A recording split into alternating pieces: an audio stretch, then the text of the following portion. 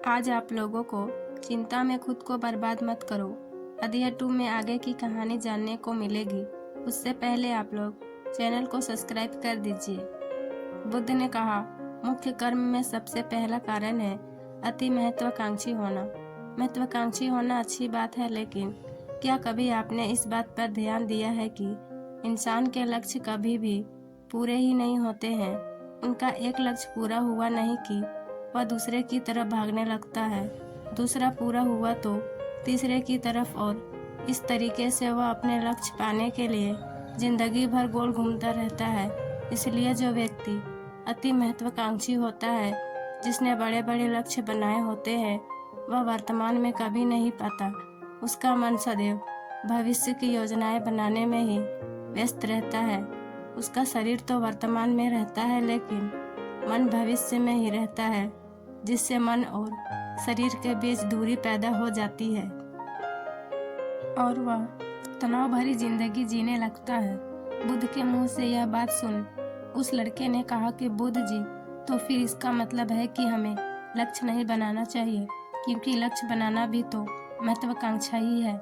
इस पर बुद्ध ने कहा, जीवन में लक्ष्य बनाना कोई गलत बात नहीं है, लेकिन समस्या तब उत्पन्न होती है जब वो अपना पूरा ध्यान उस लक्ष्य से मिलने वाले परिणाम पर ही लगा देते हैं और उसके परिणाम की चिंता करते रहते हैं। व्यक्ति को वर्तमान में जीना आना चाहिए। अपने लक्ष्य बनाया और उस लक्ष्य की प्राप्ति के लिए कड़ी मेहनत करिए, लेकिन साथ ही साथ आपको इस बात का भी ज्ञान होना चाहिए कि आप अभी वर्तमान में जी रहे हैं और वर्तमान ही सत्य है। दूसरा सबसे बड़ा कारण है ईर्ष्या करना। जब व्यक्ति ईर्ष्या और जलन से भर जाता है तो उसका मन अंदर से सड़ने लगता है। ईर्ष्या एक आंतरिक घाव है। आंतरिक घाव यानी मन का घाव। व्यक्ति के शरीर का घाव तो भर जाता है, लेकिन मन का घाव कभी नहीं भर सकता। इसलिए व्यक्ति को दूसरे की खुशी और तरक्की से कभी ईर्ष्या नहीं करनी चाहिए, क्योंकि ईर्ष्या तनाव का कारण है। इसके बाद बुद्ध ने तनाव का तीसरा कारण बताते हुए कहा कि अरुचिपूर्ण काम ना करना। इससे भी मन में तनाव पैदा होता है। जो काम करना हमें पसंद ही नहीं है, जो काम में हमारी रुचि ही नहीं है, उस काम में हमारा मन ही नहीं आएगा। हमारा शरीर तो वहीं बैठा रहेगा, लेकिन हमारा मन कल्पनाओं की उड़ान भरेगा, जिससे शरीर और मन के बीच दूरी पैदा हो जाती है और व्यक्ति तनावग्रस्त हो जाता है। इसलिए इंसान को हमेशा अपनी रुचि के अनुसार ही कार्य करना चाहिए। अगर व्यक्ति ने यह पता कर लिया तो उसे कौन सा काम करना पसंद है और वह इस काम को अपने जीवन का लक्ष्य बना लेता है, तो फिर वह काम उसके लिए काम नहीं बल्कि एक खेल बन जाता है। फिर बुद्ध ने कहा, तनाव का चौथा कारण होता है किसी दूसरे से इच्छा रखना। बुद्ध ने उस व्यक्ति की ओर इशारा करते हुए कहा, एक पिता होने के नाते तुम्हारी अपने पुत्र से बहुत अपेक्षाएं होगी कि तुम्हारा पुत्र एक बहुत ही कामयाब इंसान बने, तुम्हारा नाम रोशन करे, जैसा तुम चाहते हो उसी तरह का जीवन जिए, तुम्हारी हर बात माने। लेकिन क्या आज तक कभी किसी की सारी अपेक्षाएं पूरी हुई है? जब भी कोई व्यक्ति किसी दूसरे से कोई अपेक्षा रखने लगता है तो वो अनजाने में अपने लिए तनाव पैदा करने लगता है।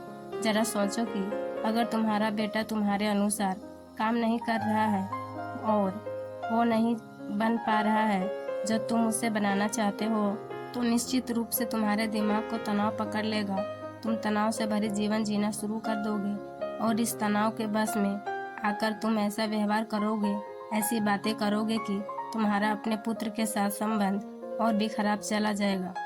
इसलिए व्यक्ति को जितना हो सके उतनी कम अपेक्षाएं दूसरों से रखनी चाहिए, और अगर पूरी तरह से तनाव मुक्त रहना है तो दूसरे से अपेक्षा रखना ही बंद कर दो। इसके बाद बुद्ध ने कहा कि शारीरिक कष्ट भी इंसान के तनाव का एक कारण होता है। जब व्यक्ति किसी शारीरिक पीड़ा से गुजर रहा होता है तो उसका पूरा ध्यान अपने उस शारीरिक दर्द पर होता है और वो पूरे दिन बस सोचता रहता है, जिससे उसका मन दुख के विचारों से भर जाता है और ऐसी स्थिति में व्यक्ति तनावग्रस्त रहने लगता है। यह सुनकर उस व्यक्ति ने कहा कि बुद्ध, शारीरिक दुख तो किसी भी व्यक्ति को हो सकता है, तो फिर क्या हुआ, व्यक्ति जीवन भर तनाव में ही जिएगा। इसका जवाब देते हुए बुद्ध ने कहा कि इंसान को यह बात समझनी चाहिए कि हमारा जीवन दुखों का आधार है। जैसे जैसे हमारा जीवन आगे बढ़ता है, इसमें दुख आते हैं, बीमारियां आती है और फिर अंत में मृत्यु भी आती है। तो बीमारियां इंसान के जीवन अभिन्न अंग है, कोई इससे बच नहीं सकता। बस किसी के जीवन में यह समय से पहले आ जाती है तो किसी के बाद में आती है।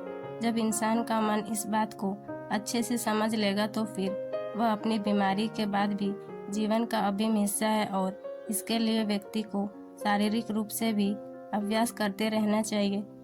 अपने जीवन में व्यायाम और स्वस्थ जीवन शैली को भी जगह देनी चाहिए ताकि उसका शरीर लंबे समय तक निरोगी रहकर सही से काम कर सके। तनाव का अगला कारण होता है अपनी योजनाओं को समझने के लिए समय न देना। कुछ लोगों के दिमाग में कोई विचार आया ही नहीं कि वह बिना सोचे समझे उस पर काम करना शुरू कर देते हैं और जब उसका काम उन्हें असफलता मिलती है तो वह तनाव से भर जाते हैं और इसी के साथ कहानी समाप्त होती है।